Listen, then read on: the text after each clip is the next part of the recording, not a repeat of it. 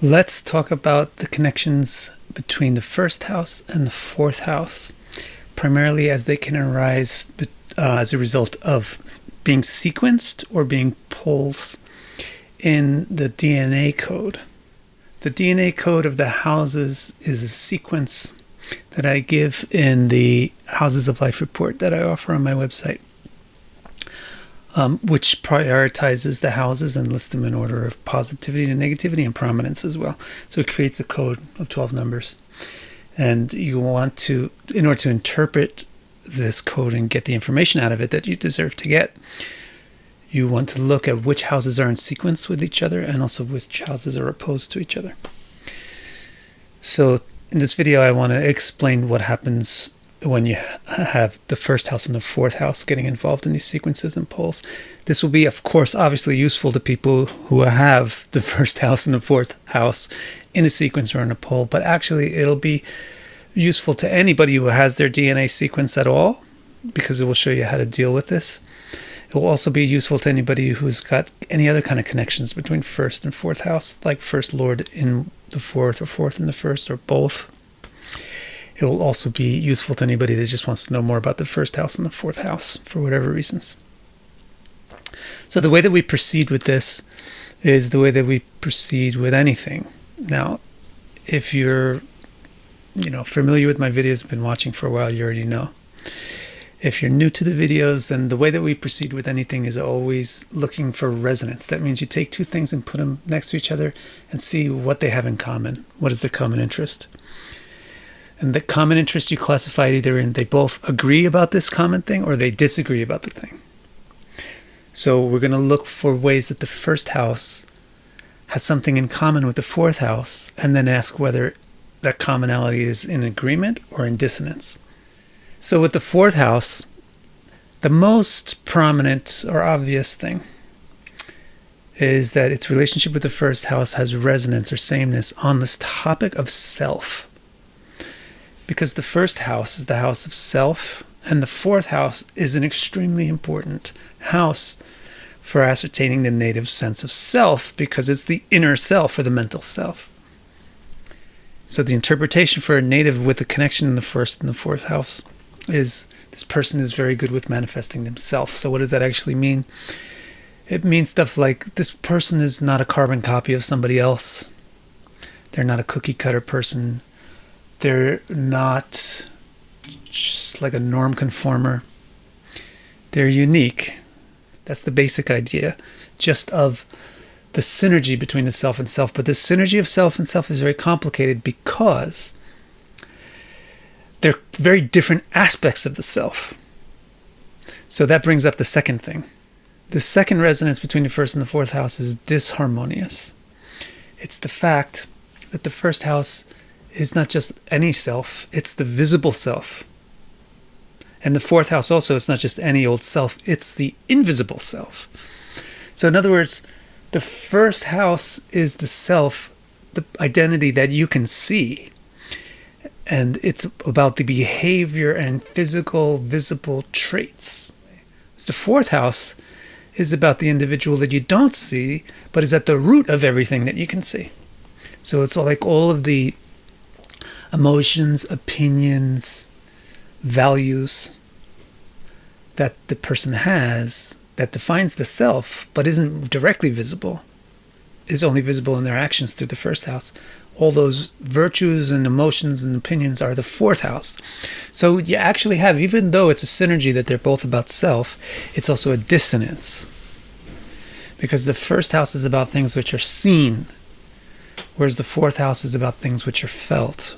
Or the first house is about things which are visible and shown, whereas the fourth house is about things which are private and withdrawn, not hidden, not shown.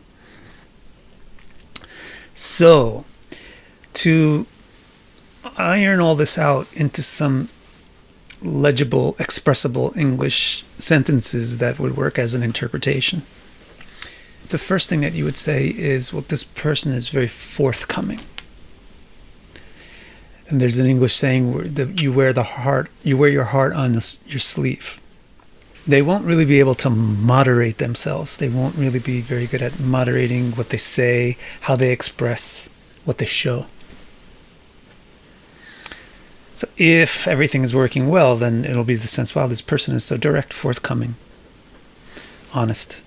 But if things get complicated, then it's like, this person can't keep a secret, or can't they be a little more diplomatic, or can't they be more patient before they express themselves?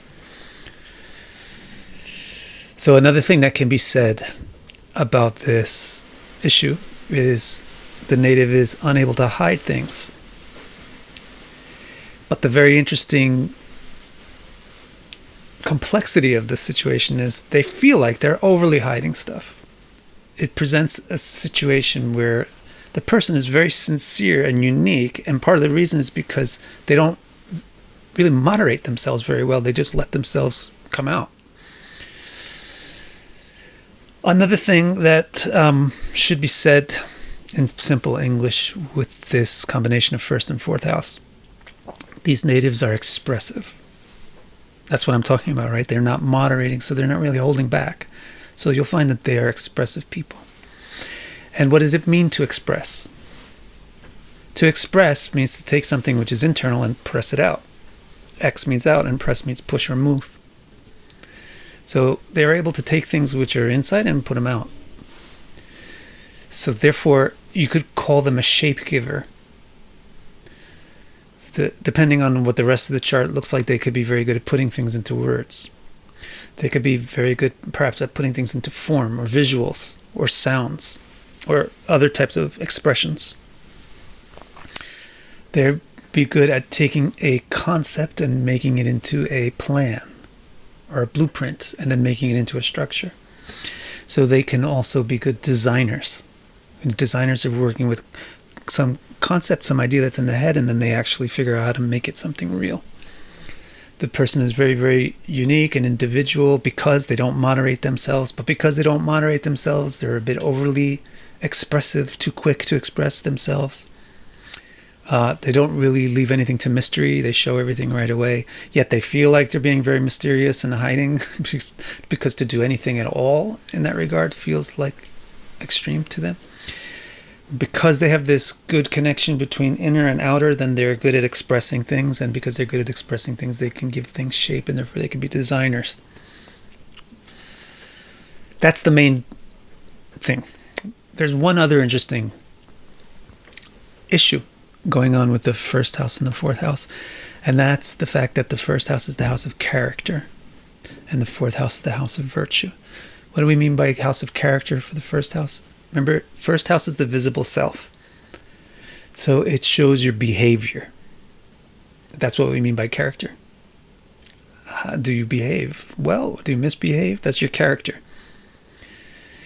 And the fourth house is about your emotions, your opinions, your values. So this is actually a nice synergy that's unmarred between the first and the fourth house, and will come out when they connect as a sequence, but would become problematic if they're aligned as poles. So if they're on opposite ends of the DNA code, then this would be turned around to be negative. But if they're in sequence in the DNA code, then this is a nice thing. So what does it mean? It means the person is a good person. First house, fourth house sequence, or first lord and fourth house, or fourth lord and first house, they're a good person, basically. They're virtuous. Their values are front and center because the fourth house is connecting to the first house. So I hope this helps you understand the dynamic of first house interacting with fourth house through the various methods. Whether it's a sequence or a pole doesn't really make a difference for the main part, because the main part of the first and fourth house is already going both ways. But for the thing with character and virtue, if it's a sequence, then they're a good person who's very forthright. If it's a pole, then they're on the secretive side, hiding things. They should try to be more honest, more forthcoming, more acting on their values rather than on practicality. Thank you very much.